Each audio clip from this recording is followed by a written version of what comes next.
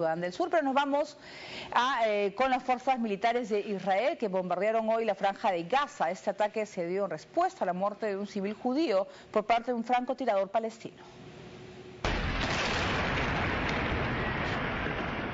Israel ha atacado la franja de Gaza con una serie de bombardeos que han matado a una niña de 3 años y han dejado 6 personas heridas. Según informaron fuentes médicas de Gaza, los ataques con bombas realizados por el ejército israelí esta mañana alcanzaron a la vivienda de la niña Hala Abu Sabija. Ella murió y 3 miembros de su familia quedaron heridos. Esta ofensiva sería una respuesta de Israel al asesinato de un civil, que según un comunicado del ejército fue realizado por un francotirador palestino. Precisamente el primer ministro israelí Benjamín Netanyahu había señalado que respondería con fuerza a este ataque, al que tildó de grave incidente.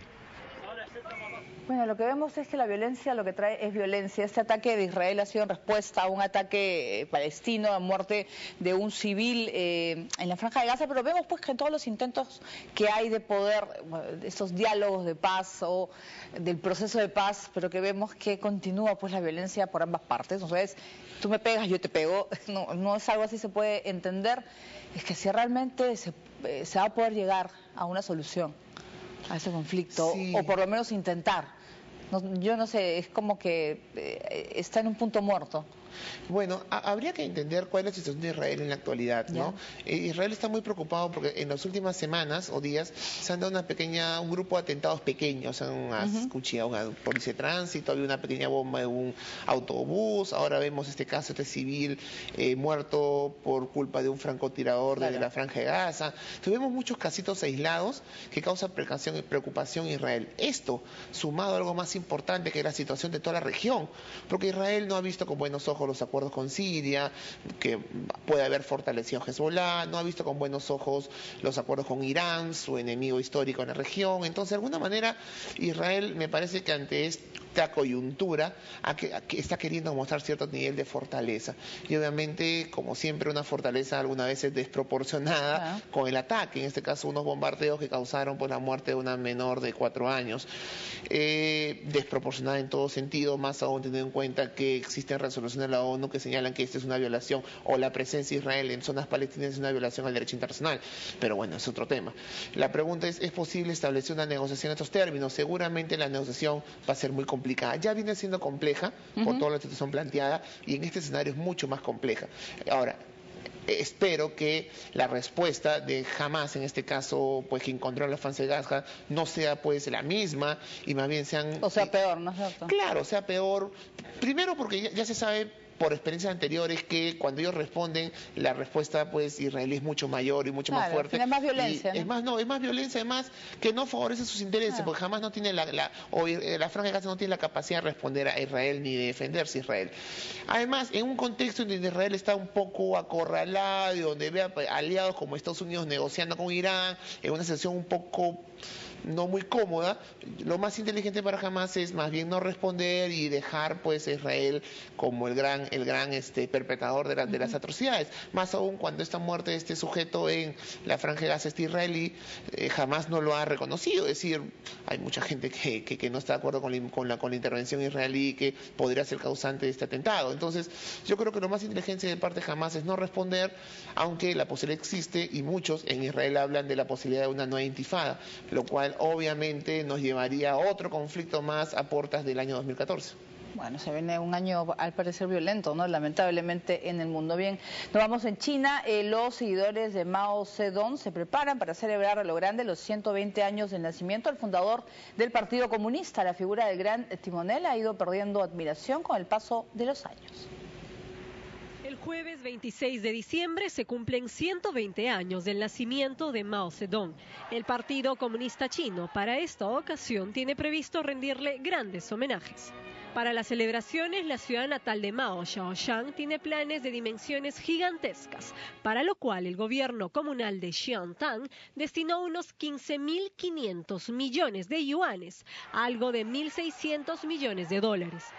Hasta hoy los comunistas chinos se apoyan en el líder revolucionario Mao, aun cuando sus campañas sumieron al país en el caos. Un 70% bien, un 30% mal. Fue la conclusión a la que llegó su pragmático sucesor Deng Xiaoping, padre del milagro económico de China. El actor profesional Hao Xiong está presentando en Beijing una obra que representa los últimos encuentros entre Mao y su hijo mayor, Mao Anjing, que murió durante la Guerra de Corea. Es claro lo que ama y odia. Dentro de la historia de todos los líderes de China, creo que él es el único que realmente tenía sentimientos por el hombre común. Él es el primero que gritó ¡Viva el pueblo! Mao fue el político más célebre y trascendental de China durante el siglo XX. No solo organizó y creó el Partido Comunista, sino que además introdujo una modificación sustancial al típico esquema socialista, centrando su atención en la agricultura y en el campesinado en lugar de la industria.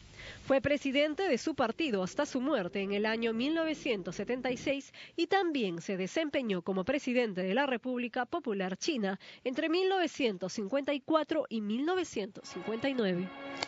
Muy bien, una figura muy importante del siglo XX, estamos hablando pues de que fue sinónimo pues del comunismo y todo lo que representó el poderío chino, pero también lástima que se ha ido perdiendo la figura y lo que significó, ¿no? Es el avance de las nuevas generaciones y a veces pues no se destaca lo que pudo hacer, ¿no? Porque es parte de la historia universal. Sí, bueno, muchos se preguntan si realmente China sigue siendo maoísta, que es la gran pregunta que muchos se hacen. Seguramente Mao, el padre de la China comunista, sigue siendo presente en el discurso. Ajá. Si uno escucha a Xi Jinping, hay una mención constante de Mao.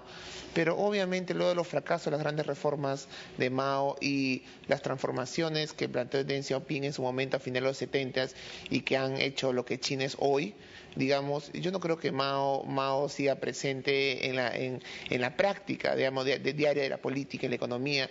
Yo creo que Mao hoy en día es más un símbolo que significó pues la lucha contra el nacionalismo en su momento, la lucha contra la invasión japonesa en su momento, la unidad pues de la China comunista, pues la independencia de China frente a los grandes poderes mundiales. Eso representa Mao y eso es algo muy simbólico para reconocer, digamos, celebrando ahora su aniversario. Muy bien, nosotros nos vamos ahora a ir a Rusia y como haciendo un balance de lo que desató sus revelaciones en este 2013, el ex analista de inteligencia Edward Snowden dijo que ha cumplido su misión. Ofreció una entrevista al diario estadounidense Washington Post. En términos de mi propia satisfacción, la misión ha sido cumplida. Ya gané. Así ha declarado Edward Snowden al diario The Washington Post. Es la primera entrevista que otorga desde que recibió el asilo político en Moscú. Como se recuerda, el trabajador de la Agencia de Seguridad de Estados Unidos, NSA, entregó información clasificada sobre espionaje masivo precisamente a este periódico y al británico The Guardian, lo que causó un escándalo diplomático.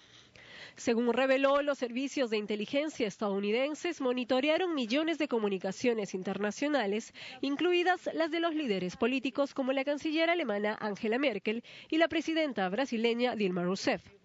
En la entrevista, Snowden dijo que había querido que los ciudadanos dieran su opinión sobre cómo ser gobernados. Trabajo para mejorar la NSA y es más, sigo trabajando para ellos, aunque sean los únicos que no se han dado cuenta. Hasta el momento, Edward Snowden ha logrado esquivar todos los intentos del gobierno norteamericano para traerlo de vuelta a su país y así responda ante la justicia.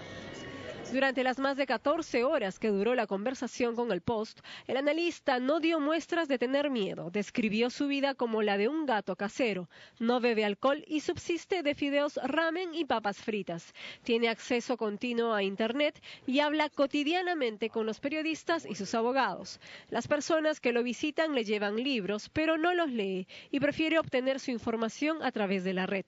Sin embargo, no está claro en qué medida las autoridades rusas lo vigilan, pues no hay un séquito que acompañe a Snowden todo el tiempo.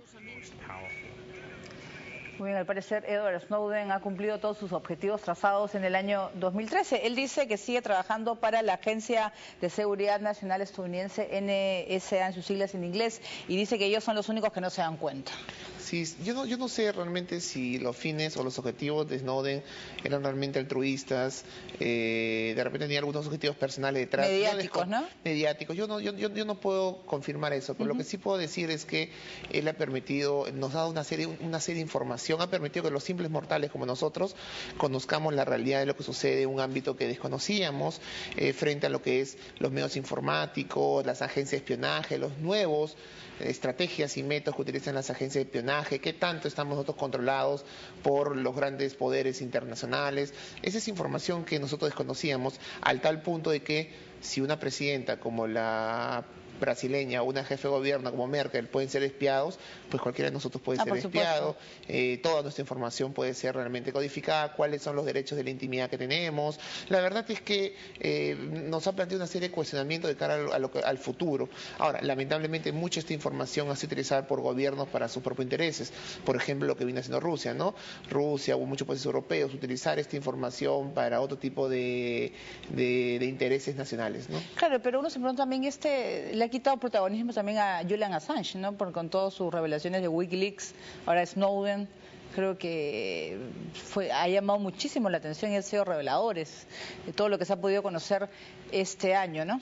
Sí, bueno, me parece que es parte de un proceso. Estamos viendo cómo todo este tema de las nuevas tecnologías de la información y comunicación, como se decía hace un par de años, hoy en día son fundamentales incluso, no solamente para educación, no solamente para una serie de ámbitos, sino también en el discurso político, en el diálogo, en el análisis político. Y lo estamos viendo a partir de, no solo de Wikileaks, a partir de toda la información que sabíamos de la OTAN hace 4 años, de la información de las embajadas y ahora pues de la información de las agencias de espionaje. La verdad es que vemos como muchas de las películas o novelas que leíamos hace 50 años, 40 o 30 años, pues se comienzan a hacer realidad. Claro, al final todo se sabe, esa frase se aplica muy bien en este tema. Nosotros vamos a hacer una primera pausa en el programa y vamos a regresar con el mensaje de Navidad que ha dado el presidente de Colombia, Juan Manuel Santos. Volvemos.